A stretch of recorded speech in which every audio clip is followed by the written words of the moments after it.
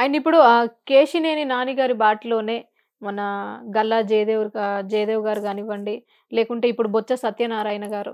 So, వాళ్ళు గూడా ఇదే బాట పట్టబోతున్నారా? వాళ్ళకి సీట్లు గల్లా జయదేవ్ గారి ప్రస్థానం తప్పది.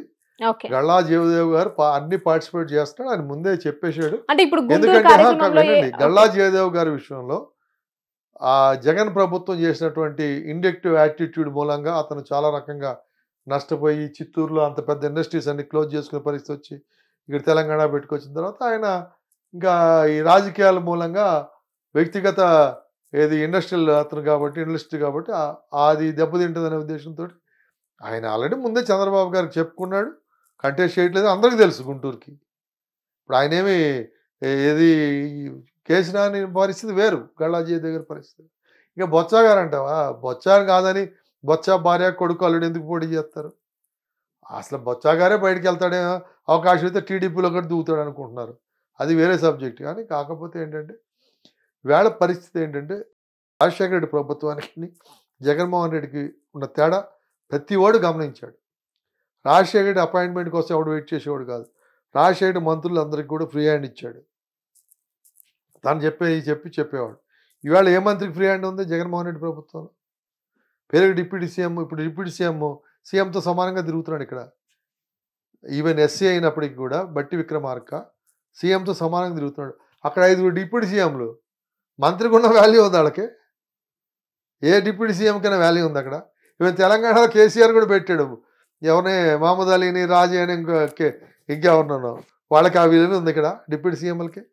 మంత్రికి మించిన వాల్యూ ఏమైనా ఉందా? ఇప్పుడు కేటీఆర్కి, హరీష్ రావుకి ఉన్న కవితకున్న వాల్యూ డిప్యూటీ సీఎంలకు ఉందా ఇక్కడ? లేదు కదా. అందు గురించి ఏంటంటే ఏదో పేరుకి జనాలను పిచ్చోళ్ళు చేయడానికి తప్ప పాలసీ డిసిషన్ చేయలేవు. అంతా అసలు మినిస్టర్ల చేతిలో కూడా ఏం లేదండి. సీఎం పేషీలో ధనంజయ రెడ్డి, ఎవరు ఇతను ధనంజయ రెడ్డి, ఇంకా సజ్జల రామకృష్ణారెడ్డి, వైవి సుబ్బారెడ్డి, విజయసాయి రెడ్డి, తర్వాత ఐఏఎస్ ఆఫీసర్ ఆయన ఉన్నాడు కదా, ఆయన పేరేం పేరు, అజయ్ కల్లం రెడ్డి. వీళ్ళే తప్ప వాళ్ళు అసలు ముఖ్యమంత్రి తర్వాత వాళ్ళే ముఖ్యమంత్రులు. మంత్రులకి ఎక్కడ వాల్యూ ఉందా వీళ్ళకి? ఎవరికైనా చేసే పరిస్థితి ఉందా? వాళ్ళకే తెలుసు. రాజశేఖర్ టైంలో దే హ్యావ్ ఎంజాయ్డ్. రాజశేఖర్ టైంలో నాకు తెలిసి ప్రతి ఎమ్మెల్యేలను కూడా మీరు వ్యాపారాలు ఇంకోటి ఏం కావాలో చెప్పి చేయించుకుని పనులు చేయించుకోండి, డబ్బులు సంపాదించుకోండి, రేపు ఎలక్షన్ ఖర్చు ఉందని ఆ రకమైన ఆయన చేసి అందరినీ యూజ్ చేసుకున్నాడు. అలాగే ఇది ఎవరికైనా చేశాడా? మొత్తం హోల్సేల్, ఇసుక దగ్గర నుంచి, సిమెంట్ దగ్గర నుంచి, ఐరన్ దగ్గర నుంచి, లిక్కర్ దగ్గర నుంచి అన్నీ మొత్తం సిండికేట్ అంతా ఈయన చేతిలోనే ఉంది. ఇంకా లోకల్వాడికి ఏముంది అక్కడ? కనీసం అప్పుడు ఎమ్మెల్యేలు వాళ్ళు ఏదో లిక్కర్ బిజినెస్ ఇంకోటి బిజినెస్ చేసుకునేవాళ్ళు, వాళ్ళు డబ్బులు సంపాదించుకునే పరిస్థితి ఆ రోజు చూసాం మనం. ఇవాళ పరిస్థితి ఏడుంది? ఇవాళ పంచాయతీ ఎలక్షన్లకు పల్లెల్లో పోటీకి డబ్బులు ఖర్చు పెడతారు. సరే, తర్వాత ఆ డెవలప్మెంట్ యాక్ట్లో ఏదో కొంత ఇది చేసుకుంటారు. ఇవాళ అసలు పంచాయతీ డబ్బు వాళ్ళకి ఇవ్వట్లేదు. ఇవాళ సర్పంచులు అయితే వైసీపీ సర్పంచులు కూడా యాంటీ చేస్తారు. వైసీపీ సర్పంచ్ అనేవాడు వైసీపీ వాళ్ళు ఎక్కువ ఉన్నారు కదా. ఆ సర్పంచ్కే డబ్బులు లేవు. వాడికి చెక్ పవర్ లేకుండా చేసి గవర్నమెంట్ ఆఫీస్ ఇచ్చిన డబ్బునే వాళ్ళకి ఇవ్వట్లేదు. ఇంకెట్లా చేస్తారు వాళ్ళు? ఒకటి కాదు, అన్ని రకాలుగా. ఇప్పుడు ఇంకోటి, ఈ జగన్మోహన్ రెడ్డి దళితులకి, బీసీలకి అందరికీ చేశాడు అన్నాడు. ఈవేళ ఏపీలో లాకప్ డెత్లు కానీ, రేప్ అండ్ మర్డర్స్ కానీ ఎన్ని జరిగిన దాంట్లో ఒక కమ్మ కానీ, ఒక రెడ్డి కానీ, వెలమ కానీ లేరు. మొత్తం అంతా దళితులు, బీసీలు, మైనార్టీస్ వీళ్ళే ఉన్నారు. నంద్యాలలో ఆ భూమి కబ్జా చేస్తే రైలు కింద పడ్డ వాళ్ళు ముస్లిం ఫ్యామిలీ, అక్కడి నుంచి లెక్క అట్లా ముస్లిం ఫ్యామిలీస్ 3-4 వచ్చినాయి. ఇంకా అసలు మొత్తం ఈ డాక్టర్ సుధాకర్ దగ్గర నుంచి అనితారా అందరూ ఎస్సీసే కదా. రేప్ అండ్ మర్డర్లో కూడా ఎస్సీసే కదా. కత్తులతో ఇంకోటి చంపేసి తాడేపల్లి చుట్టుపక్కల చంపినట్లు కూడా ఎక్కడైనా కానీ ఇంకేడుంది? ఆ ఈస్ట్ గోదావరి శ్రీరామండం దగ్గర నుంచి ప్రతిదీ వాళ్ళే కదా. నువ్వు మరి వాళ్ళకి ఏం న్యాయం చేసావు? ఇప్పుడు నువ్వు వాళ్ళందరికీ ఏదన్నావు, మరి వాళ్ళ మీద ఎందుకు? ఈవెన్ నరసరావుపేటలో ఒక ఎస్టీ ఆమెని వైసీపీలో ఇప్పుడు ట్రాక్టర్తో గుద్ది చంపేశాడు. కేసు లేదు, ఏం లేదు. ఎక్కడ పోతున్నాం మనం? ఇవన్నిటికీ సమాధానం చెప్పాల్సి వస్తుంది. సరే, ఇప్పుడు నేను జగనన్న వదిలిన బాణాన్ని అని చెప్పుకున్న షర్మిల గారు ఇప్పుడు ఆ జగన్ గారికే ఎదురెళ్ళబోతున్నారా?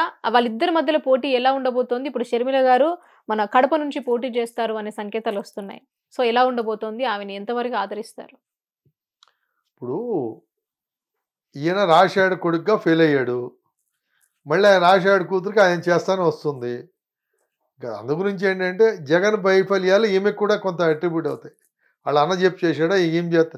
అంతకుముందు తెలంగాణ ట్రోల్ చేశారు. ఆంధ్రాలో మీ అన్నం చూస్తున్నాం, ఇప్పుడు నువ్వేం చేస్తావు అమ్మ అనే ట్రోలింగ్ చూసాం పబ్లిక్లో.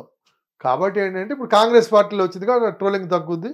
ఆమె ఇండిపెండెంట్ కాదు కాంగ్రెస్ పార్టీలో, అధిష్టానం సెంట్రల్ కమిటీ లెవెల్లో ఉంటుంది కాబట్టి చేస్తారు. ఆమె గురించి ప్రార్థిస్తారు. అయితే ఆమె కాంగ్రెస్ని ఏదన్నా ఏది మన ఎంత 2-3% ఉన్నదాన్ని ఏదైనా బ్లోఅప్ చేస్తే 5-10% తీసుకెళ్తుందేమో తప్ప గెలుపు గుర్రాలుగా వచ్చే పరిస్థితి అయితే ఉంటుందని నేనైతే అనుకోవట్లేదు. అయితే ఆమె చీల్చే ఓటు యాంటీ ఎస్టాబ్లిష్మెంట్ ఎంత చీల్తుందో తెలియదు కానీ వైసీపీ ఏదైతే కాంగ్రెస్ ఓట్ బ్యాంక్ అని ఉన్నవాళ్ళు వాళ్ళు కొంతమంది షిఫ్ట్ అయ్యే అవకాశం ఉంటుంది. జగన్ గారిని కలవడానికి తాడేపల్లిగూడెంకి వచ్చిన కేఏ పాల్ గారిని ఆ గేట్ దగ్గరే ఆపేశారు. దీన్ని ఎలా చూస్తారు? నేను అదే ఇంతకుముందు చెప్పా, షర్మిల గారు వెళ్తుంటేనే అపాయింట్మెంట్ ఇవ్వలేదు పరిస్థితి, ఏటికి వస్తాము ఇప్పుడు అని చెప్పి ఆయన ఎక్కడికో వెళ్ళిపోయి వాళ్ళు ఆమె కూడా చివరికి ఏ స్టేజ్లో ఉందంటే లేకపోతే అక్కడ గేట్ దగ్గర ఇచ్చేసి వెళ్ళిపోతానికి తయారై బయలుదేరి వచ్చింది. సరే వచ్చి 10 నిమిషాలు కాఫీ టీలు కూడా తాగిందో లేదో తెలియదు, 10 నిమిషాలని తిరిగి వచ్చింది. సో సొంత చెల్లితే ఆ పరిస్థితి కేవపాలేంటి ఇంకెవడేంటి. ఇప్పుడు కేసీఆర్ ప్రగతి భవన్ ఉండేది, ఆ కొడుకు కూతురు అల్లుడు బయట వాడికి ఎవరికైనా ఎంట్రీ ఉందా? ఇప్పుడు మంత్రులుగా లేదు, ఎమ్మెల్యేలకు ఎంపీలకు ఎవరికి లేదు. కేఏపాలకి ఇవ్వాలని ఏముంది? కేఏపాల్ ఇక్కడ కూడా కేసీఆర్ జరిగిపోతే ఫస్ట్ రానిచ్చే తర్వాత అడుగు రానిలేదు. కేఏపాల్ ఏంటంటే అనిల్ వ్యతిరేకమయ్యాడు కాబట్టి ఆ వాక్యూమ్లో జగన్ దగ్గర చేయాలని ప్రయత్నం చేస్తున్నాడు అతను. అంత మాత్రం కేఏపాల్ నమ్మి కేఏపాల్కి ఎంత ఉందో జనంలో మా అందరికి తెలిసిందే అది. సో ఆయన ఏదో ట్రోలింగ్ కోసం చెప్పుకోవడానికి పనికి వస్తుంది తప్ప మంత్రులు లేనిది నీకెక్కడి నుంచి వస్తుంది? ఇప్పుడు ఎవడైతే క్యాండిడేట్లు ఉన్నారు వాళ్ళందరూ అడిగితే ఎవరికి అపాయింట్మెంట్ ఇవ్వాలా? ఇప్పుడు టికెట్లు తీసేస్తామంటే ఎవరికి ఎవడు పార్టీలు మాత్రం రిజైన్ చేస్తామంటే పిలుపులు వస్తాయి, మీడియేటర్లు వస్తున్నారు తాడేపల్లి ప్యాలెస్కి. ఆ పరిస్థితి ఉన్నప్పుడు పైకి ఎందుకు వెళ్ళాడో ఏంటో, వాళ్ళ ఊరికి ఎందుకు ఇస్తారు? అయినా కేఏపాల్ ముఖ్యమంత్రి కావాలంటే జస్ట్ వాకింగ్కి వెళ్ళటం కుదరదు కదా, టైం తీసుకోవాలి కదా. అది చెప్పిన టైంకి వెళ్ళాలి అంతే తప్ప కేఏపాల్ ఏమీ పెద్ద ఇదేం కాదు కదా. అసలు పెద్ద జోకర్ కింద అన్నిట్లో ట్రోల్ చేయడం అవుతుంది కేఏపాల్ పరిస్థితి. ఆయన ఏం మాట్లాడినా అట్లా. అందు గురించి ఏంటంటే అది పెద్ద ఇష్యూ కాదు.